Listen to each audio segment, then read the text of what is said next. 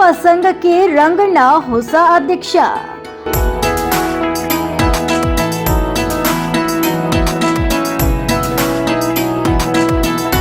ಅಪೂರ್ಣ ಕನಕ ಭವನಕ್ಕೆ ಪೂರ್ಣತಾ ಭರವಸೆ.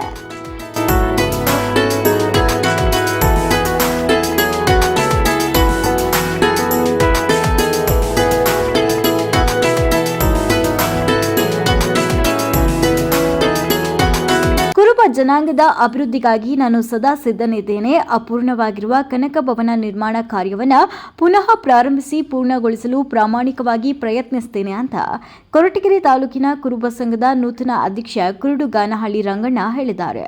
ಕೊರಟಗೆರೆ ತಾಲೂಕು ಕುರುಬ ಸಂಘದ ಅಧ್ಯಕ್ಷರಾಗಿದ್ದ ಮೈಲಾರಪ್ಪ ಅವರ ಅಕಾಲಿಕ ನಿಧನದಿಂದ ತೆರವಾಗಿದ್ದ ಸ್ಥಾನಕ್ಕೆ ರಂಗಣ್ಣ ಅವರನ್ನ ಆಯ್ಕೆ ಮಾಡಲಾಯಿತು. ಮೈಲಾರಪ್ಪರು ಇದ್ದಾಗ ಏನೋ ಮಾಡಿದ್ವಿ, ಅವರು ತೀರ್ಕೊಂಡ್ರು. ಅವರು ಬದಲಾಗಿ ರಂಗಣ್ಣನ ಅಧ್ಯಕ್ಷರು ಮಾಡಿದ್ದೀವಿ. ಇದು ಮುಂದೆ ಎಲ್ಲರೂ ನಾವು ಕುರುಬ ಜನಾಂಗ ಅಂತಲ್ಲ, ಎಲ್ಲ ಜನಾಂಗರು ಸೇರಿ ಕನಕಭವನ ಕಟ್ಟೋದು ಅಂತ ತೀರ್ಮಾನ ಮಾಡಿದ್ವಿ.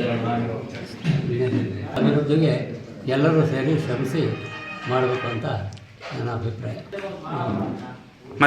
ಹಾಗೆ ಈ ಸಮುದಾಯ ಭವನ ಕಟ್ಟೋದಕ್ಕೋಸ್ಕರ ರಂಗಣ್ಣವ್ರನ್ನ ಅಧ್ಯಕ್ಷರು ಮಾಡಬೇಕು. ಇನ್ನು ಮುಂದೆ ಎಲ್ಲ ಜನಾಂಗನೂ ಸೇರಿ ಕನಕಭವನ ಕಟ್ಟೋದು ಅಂತ ತೀರ್ಮಾನ ಮಾಡಿದರು. 38 ನಿರ್ದೇಶಕರು ಇರುವ ಸಂಘದಲ್ಲಿ 28 ನಿರ್ದೇಶಕರು ರಂಗಣ್ಣ ಅವರನ್ನ ಅವಿರೋಧವಾಗಿ ಹೊಸ ಅಧ್ಯಕ್ಷರಾಗಿ ಆಯ್ಕೆ ಮಾಡಿದ್ರು. ಕೊರಟಗೆರೆ ತಾಲೂಕು ಕುರುಬ ಸಮಾಜದ ಹಿಂದಿನ ಅಧ್ಯಕ್ಷರಾಗಿರ್ತಕ್ಕಂಥ ಶ್ರೀಯುತ ಮೈಲಾರಪ್ಪನವರು ಅಕಾಲಿಕ ಮರಣದಿಂದ ಆ ತೆರವಾಗಿರ್ತಕ್ಕಂಥ ಸ್ಥಾನವನ್ನು ಕುರುಡುಗಾನಹಳ್ಳಿ ರಂಗಣ್ಣನವರನ್ನು ನಮ್ಮ ಸಂಘದಲ್ಲಿ ಸುಮಾರು 47 ಸದಸ್ಯರಿದ್ದು ಅದರಲ್ಲಿ 6 ಜನ ಮರಣ ಹೊಂದಿರುತ್ತಾರೆ. ಉಳಿದಿರ್ತಕ್ಕಂಥ 39 ಸದಸ್ಯರು ಅದರಲ್ಲಿ ಕೆಲವರು ಹಾಜರಾಗಿಲ್ಲ. ಅದರಲ್ಲಿ 29 ಜನ ಸದಸ್ಯರು ಇಲ್ಲಿ ಆಗಮಿಸಿ ರಂಗಣ್ಣನವರ ರಾಜಕೀಯ ಸಮಾಜದ ಎಲ್ಲ ಅನುಭವಗಳಿಂದ ಹಿರಿಯರು ಎಂಬ ಇದರಿಂದ ಅವರಿಗೆ ನಾವು ಸರ್ವಾನುಮತದಿಂದ ಅವ್ರನ್ನ ನಮ್ಮ ತಾಲೂಕು ಕುರುಬರ ಸಂಘದ ಅಧ್ಯಕ್ಷರನ್ನಾಗಿ ಆಯ್ಕೆ ಮಾಡಿದ್ದೀವಿ. ಆಯ್ಕೆ ಮಾಡಿರ್ತಕ್ಕಂಥದ್ದು ಮುಖ್ಯ ಅಲ್ಲ, ಆ ನೆನೆಗುದಿಗೆ ಬಿದ್ದಿರ್ತಕ್ಕಂಥ ಕಾಮಗಾರಿಯನ್ನು ಏನಾದರೂ ಎತ್ಕೊಂಡು ಯಾವುದೋ MLA MP ಯಾವ ಪಕ್ಷ ಭೇದವನ್ನು ಮರೆತು ನಮ್ಮ ಸಮಾಜದ ಅಭಿವೃದ್ಧಿ ಕೆಲಸಗಳಿಗೆ ಅವರು ಕೈ ಜೋಡಿಸ್ತಾರೆ ಅಂತ ಹೇಳ್ಬಿಟ್ಟು, ಹಾಗೆ ನಮ್ಮ ಈ 29 ಸದಸ್ಯರು ಸುಮಾರು ದಿನಗಳಿಂದ ಸತತ ಪ್ರಯತ್ನದಿಂದ ಹೋರಾಡಿ ಇಂದು ಅವ್ರನ್ನ ಬಹುಮತದಿಂದ ಆಯ್ಕೆ ಮಾಡಿದ್ದೀವಿ. ಹಾಗೆ ಈ ನಮ್ಮ ನಿರ್ದೇಶಕರು ಹಾಗೂ ನಿರ್ದೇಶಕರ ಪರವಾಗಿ ಸುಮಾರು ಸಮಾಜದ ಬಂಧುಗಳು ಈ 3-4 ದಿನದಿಂದ ಭಾಳ ಶ್ರಮಪಟ್ಟಿದ್ದರಿಂದ ರಂಗಣ್ಣವರು ಅಧ್ಯಕ್ಷ ಆಗಕ್ಕೆ ಅವಕಾಶ ಆಯಿತು.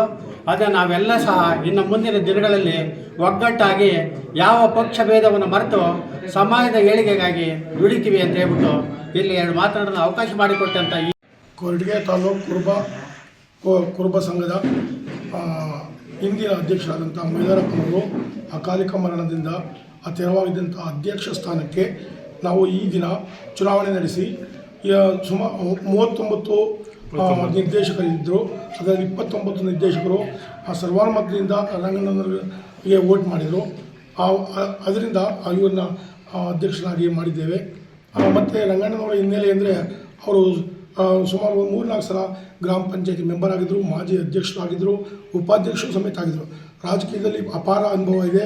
ಮತ್ತು ಸಮಾಜದಲ್ಲಿ ಮೈಲಾರಪ್ಪನ ಜೊತೆಯಲ್ಲಿ ಸುಮಾರು 30 ವರ್ಷದಿಂದ ಸಂಘದಲ್ಲೂ ಸಮೇತ ಕೆಲಸ ಮಾಡಿದ್ದಾರೆ.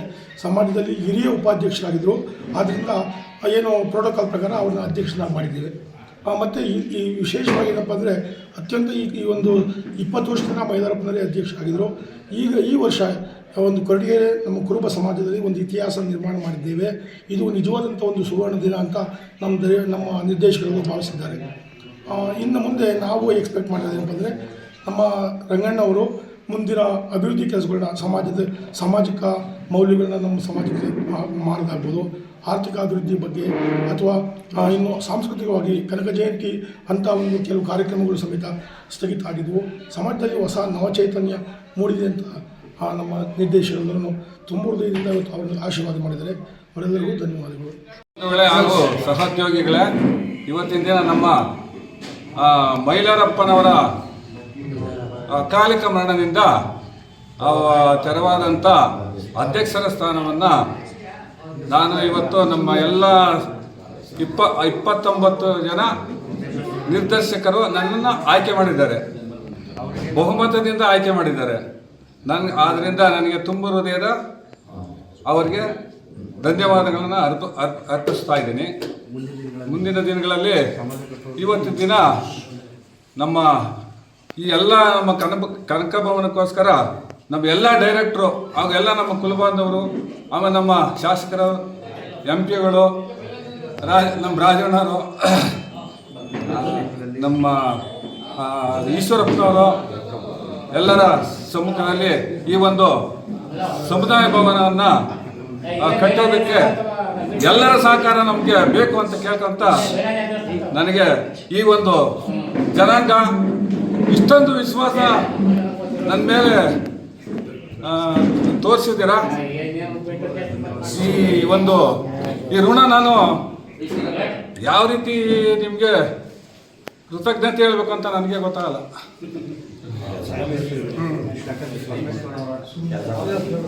ನಮ್ಮ ಶಾಸಕರು ಅವರ ಬೆಂಬಲನೂ ಬೇಕು, ಎಲ್ಲ ರಾಜಕೀಯ ಬೆಂಬಲನೂ ಬೇಕು.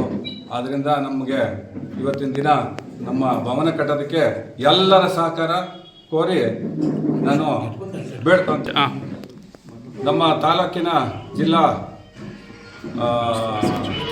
ಉಸ್ತುವಾರಿ ಸಚಿವರಾದಂಥ ನಮ್ಮ ಡಾಕ್ಟರ್ ಪರಮೇಶ್ವರ್ ಸಾಹೇಬರು ಹಾಗೂ ನಮ್ಮ KN ರಾಜಣ್ಣ ಸಾಹೇಬರು, ನಮ್ಮ ತಾಲೂಕಿನ ಎಲ್ಲ ಗಣ್ಯಾಧಿಕಾರಿಗಳು, MLAಗಳು, MP ಗಳು ಎಲ್ಲರ ಸಹಕಾರ ನಮ್ಮ ಕನಕ ಭವನ ಕಟ್ಟೋದಕ್ಕೆ ಒಂದು ಅನುದಾನ ಕೊಡಬೇಕು ಅಂತ ಕೇಳ್ಕೊಂತ ನಾನು ಈ ಮಾತನ್ನು ಮುಗಿಸ್ತಾ ಇದ್ದೀನಿ. ಪಟ್ಟಣದ ಬೈಲಾಂಜನೇಯ ದೇವಾಲಯದಲ್ಲಿ ನಡೆದ ಸಭೆಯಲ್ಲಿ ಅವಿರೋಧ ಆಯ್ಕೆ ಪ್ರಕ್ರಿಯೆ ಪೂರ್ಣಗೊಂಡಿತು.